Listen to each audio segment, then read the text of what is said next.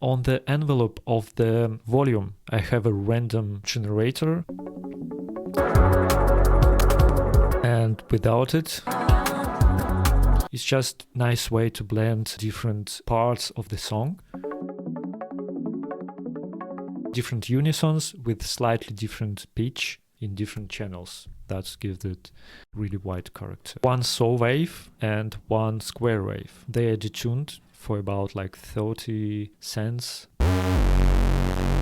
Then filter, resonance, a little bit of feedback here.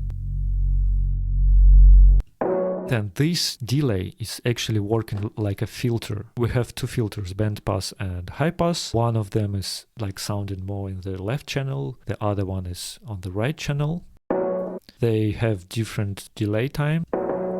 Put it in a weird white space.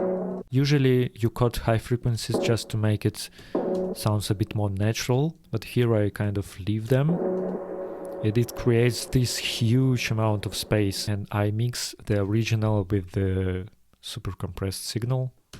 You drive me crazy when you're gone. Just to increase presence in the mix. It's like a slap delay. Because of the phaser, the frequency response of the reverb is slightly changing with time, and it creates movement. That's it for this tune.